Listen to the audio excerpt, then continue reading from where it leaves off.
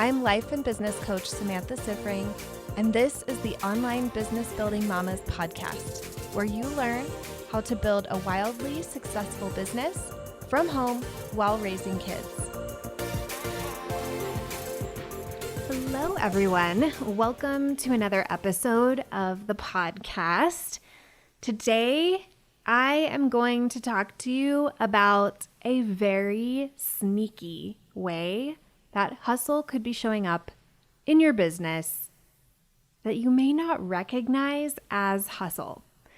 This is something that I think is so common. I see it especially with other entrepreneurs who have ADHD, but I think it's something that is a potential pitfall for really anybody who's running a business. And when you hear it, you may see yourself. You probably will. I see most people doing this. So I want to talk to you about this hustle cycle that I see, and then I want to talk to you about the alternative and hopefully sell you on the alternative, because I think that this is really the way to have a long-term sustainable business. And what I'm really teaching all of you, like the whole core of my philosophy, is sustainability. To have a business that doesn't just pop up, make a ton of money, and then go away like practically overnight. It's about building something with a really solid foundation and building something that you're going to be able to be supported by for the rest of your life. So let's get into it. Let me walk you through this sneaky hustle cycle, because I think a lot of people hear hustle and they think that what hustle means is overworking. It's just like hustling is when you're working 24/7 and you're like doing the grind, and it's like very masculine energy in your business. And while I do think often overworking is hustling, I don't think it's always hustling. I don't think like work in general or like working hard is necessarily always hustling. I think that there is kind of a misconception, like if you are working hard in your business, that you might be hustling. Like sometimes I have clients who are like, well, I don't want to add anything to my action plan at all because I'm afraid that it's going to be hustle. Like that is not necessarily hustle. So let's walk through this cycle. The first thing is that you have a really fun or exciting idea or inspiration, something that like comes up for you in your mind and you get a burst of energy. You all know what I'm talking about. I feel like we all know this feeling, and right now you're like, oh no, tell me that this is not hustle. So then what you do is chase that feeling. You chase that excitement, that fun. You do that thing. You're on this high. And then what happens is exhaustion. You potentially have overworked, but you've been chasing after this feeling, and then you get exhausted. And then what you do is have another inspired idea or fun or exciting idea that you have pop up. It gets you immediately out of that exhaustion, and then you chase it. And it's almost like you are chasing bunnies all around the yard. Like, I don't know if this happens in your neighborhood. This happens in my neighborhood in the springtime, and really like spring, summer, fall. It is a bonanza of bunnies in the yard, in the whole neighborhood. It's like they're everywhere. We will be out on a walk. We will come home. There will be like 4 bunnies in our front yard. And our front yard is not like huge. These are like a lot of bunnies. Like my dog Bridget, we let her out into the backyard, and like she sees a bunch of bunnies. She like chases one, and then she sees the other and chases it. It's like she's zigzagging all over the yard, chasing the bunnies. This is you with your inspired ideas. And this can be so tricky because a lot of us equate hustling with more of like the slog of making yourself do something you don't really want to do. And because it feels so good, we think it's not hustle. Because it feels so fun and so exciting, because it feels inspired or like it's from our intuition maybe, we feel like we're like following this inspired idea. It doesn't seem like hustle to us. But it still leads to exhaustion. And I'll tell you, if you are exhausted, if you are feeling burnt out, if you feel like you need a break from your business for an extended period of time, you are hustling. Period. So even if it feels fun, even if it feels like inspiration, I want to tell you this is not a sustainable way to build your business. And think about this, like I always like to think about the long term in my business, and a lot of my clients who are in Simple Scaling Mastermind will say things like this too. Like I remember one time my client Christy, who's a graphic designer, was like, I don't still want to be doing like this style of like one-on-one selling and one-on-one design when I'm like 60 years old. So I want you thinking about this long term. This cycle of chasing the bunnies, this is like not what you want to do as a 60-year-old, right? But if this is the only way you're operating your business, this is what you're going to be doing at 60 or not having a business. Like this isn't duplicatable by other people on your team. This cycle of chasing inspiration and creating new offers and creating new marketing techniques and like whatever else, right? The sustainable path forward for your business is something that is simple and is duplicatable, and your brain might think it's boring. I know sometimes my brain thinks it's a little boring, and that's okay. Like sometimes I'm just like, look, my business is not my creative outlet. It doesn't have to be. Now, I think sometimes I really do get to get creative in my business. Like for sure, these podcast episodes, this is such a creative outlet for me. I get to do all kinds of topics. Now, topics constrained to my area of expertise, like, oh my gosh, I would love to have a Bachelor recap podcast so much. One of my friends was doing Bachelor recap for a while, and she knew that this was my dream, and she invited me on to do a recap with her like last year.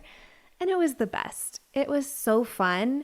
There are so many topics I would love to talk about on a podcast, but I constrain my creativity to things that are going to help you in your business, because me recapping reality TV on here is not going to help you with your business, and it would not make sense to have that here unless I'm weaving it in to be relevant to business, which sometimes I do. So this is the sustainable way to have a very simple business. Like you might notice for the past year and a half-ish, year and a half. For the past year and a half, I've had the same offers. I've had Mama to CEO and I've had the Mastermind. The Mastermind has had a rebrand during that period of time, but I have had a Mastermind and Mama to CEO for the past year and a half. That is a simple business. I have not been creating another program, doing a retreat, doing a membership, doing who knows what. And it has allowed me to get really good at the two offers that I have. It's allowed me to get better and better at selling them. It's allowed me to get better and better at serving my clients in them. Like it's really allowed me to master those offers. So this is part of that process. You have a really simple plan, both for your offers and for how you're marketing them. Simple plan. Cannot emphasize simple enough. You commit to the simple plan because you're going to have that brain that is like Bridget that wants to chase the bunnies. And so you're going to have to commit, like put a leash on Bridget. so she cannot go after those bunnies. Commit to this simple plan. And then as you are executing this plan over and over, what you're doing is building mastery. And this is really, I think, one of the core things of a really sustainable business is mastery. You're mastering these offers. You're mastering this way of marketing, this way of selling, the things that you're doing, you are mastering them so that they become easier and easier for you. That is key. So while you are not out there chasing inspiration and fun and excitement, what you are doing is doing the same thing over and over until it becomes very easy. And you develop a process for it. You develop systems for it. And then you're able to teach other people to do some of those things for you. And then you're working less. Like, that's amazing, right? You're able to delegate and outsource more and more things over time as you really master them, as they become easier, as they become more and more systematized. And this is a long game, right? This is not something you're doing in 6 months or a year. This is something you're doing over years in your business. But what it leads to is something that is so much more sustainable, that is not exhausting you, that is not causing burnout, that really has longevity, and something that'll be able to live without you. I for sure want to be able to put so much of my brain into my programs that they could run without me. That if I died, they would still be able to run. I like how I said if, like clearly someday I am going to die, as we all are, right? And I love the idea that whenever that happens, not only do I have a business that can still support my family, it's like a legacy that I've created, I also have a business that will continue to live on beyond me and make an impact beyond me. Like, that is the ultimate way to impact the world and leave a legacy. And the only way that we're able to do that is having this simple, duplicatable business that eventually can run without us. So, I want you to be on the lookout in yourself.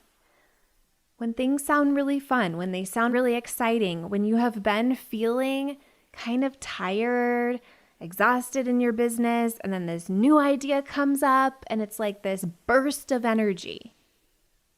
That is like cheap fuel. Okay? That's like if you pulled an all-nighter and now you're like having a bunch of Red Bulls or something. Like, that isn't a true burst of sustaining energy. That is not the same energy as if you slept all night and like drank some water in the morning and, you know, had your healthy habits. Like, that is really the difference. And long term, you cannot sustain a business where you are bouncing around from fun and exciting and inspired and then exhausted and back again. It just doesn't work long term. It's okay to have fun in your business. It's okay to be excited about things. It's okay to have inspiration within the context of the simple plan that you have committed to. We want to channel it into that. And we want to be sure that we're not going through this cycle where we're then having exhaustion and burnout. This is like really constraining your creativity, right? Constraining it to the plan that you've already committed to. All right. I hope you all have an amazing rest of your day, and I will talk to you again back here next week. If you like this podcast, I want to invite you to coach with me over in my program, Mama to CEO. There's you, and there's the consistent income you want to make in your business, and I help you remove everything standing in between. It's lifetime access for mastering your marketing, sales, time, and everything else you need to have the business and life you really want. Whether it's making your first 1,000 or 100,000, I can help you do it. To join, go to mamatoceo.com, mamatoceo.com.